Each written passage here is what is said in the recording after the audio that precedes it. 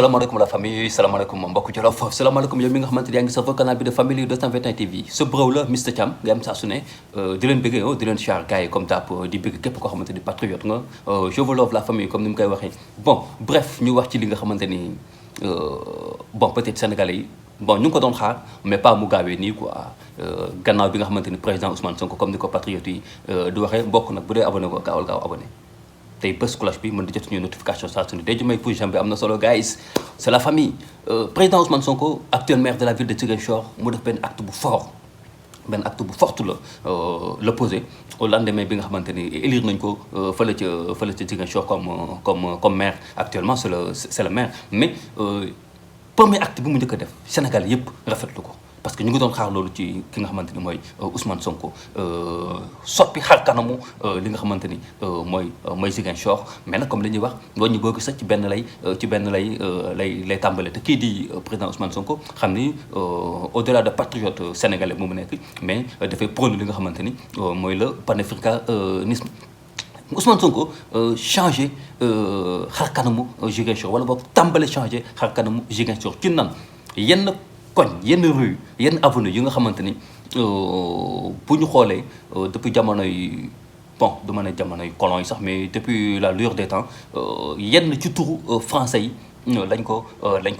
joxoon peut-être parce que ñoom peut-être am nañu benn histoire bu dox seen diggante ak Sénégal ba tax ñu jëloon yooyu rue yooyu avenue tubbee leen ko bàyyi fi ñi nga xamante ni peut-être ñoom ñoo doon jàmmarloo ak ñoom wala boog bàyyi fi ñi nga xamante ni peut-être que ñoom ñoo nekk ci localité yooyu noonu te ñoom it ñu marqué seen i empreinte ci li nga xamante ni mooy l'histoire du Sénégal à travers yenn acte wala yenn jëf yi nga xamante ni def nañ ko seen i localité Ousmane Sonko mu changé yooyu avenue mu changé yooyu rue tuddee ko la plupart ci li nga xamante ni dafay symboliser suñu histoire ñu wax ko ndam mu wax nekk une fierté si ñun boo gisee yenn rue ak yenn avenue yu mu tuddee l'Union africaine Séléké 1886 ak i comment dirais-je Thiaroye 44 rue de la Paix yooyu noonu dafay nekk loo xamante ni ndam la ci Sénégal parce que Ousmane Sonko mi ngi valoriser suñuy jàmbaar Ousmane Sonko mi ngi valoriser li nga xamante ni man sax mën naa ko tuddee patrimoine national mi ngi valoriser suñuy jàmbaar parce que rue bu ci nekk rek boo xoolee Thiaroye 44 histoire Thiaroye 44 je pense bien que Sénégal ñëpp xam nañ ko Séléké 1886 man bëri na suñu mel ni man yoo xamante ni on savait pas histoire bi nu mu demee mais tey Ousmane Sonko bu jëlee benn rue wala benn avenue tuddee ko Séléké 1886 ça nous a permis tey ñu dem def benn recherche xam lan moo nekkoon histoire Séléké 1886 et loolu noonu ni mu mel ci man ni mu mel ci keneen noonu lay def ci keneen tey ça permettra ñi nga xamante ni xamuñu woon lan mooy histoire Séléké 1846 ñu dem def gëstu wala ñu laajte xam li nga xamante ni mooy cette histoire Thiaroye 44 ñi nga xamante ni peut-être comme dañ ko doon dégg rek xamuñu c'était encore consisté li nga xamante ni vraiment moo nekkoon histoire bi dina tax gars yi dem ñenn ñi dem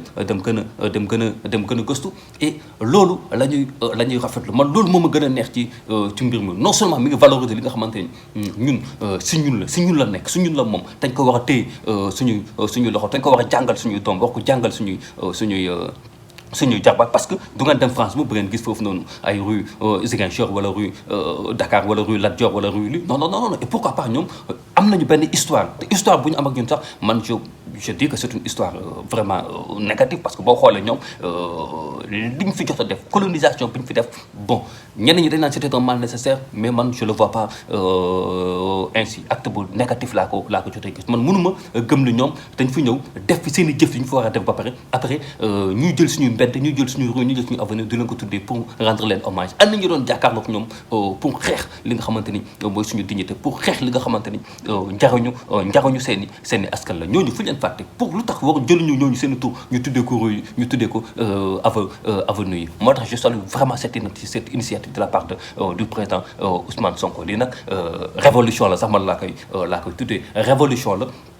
courage la parce que bëri na ay président bëri na ay maire yoo nga xamante ne jaaruñu fi amuñu woon audace boobu noonu amuñu woon boobu courage naan dañuy laal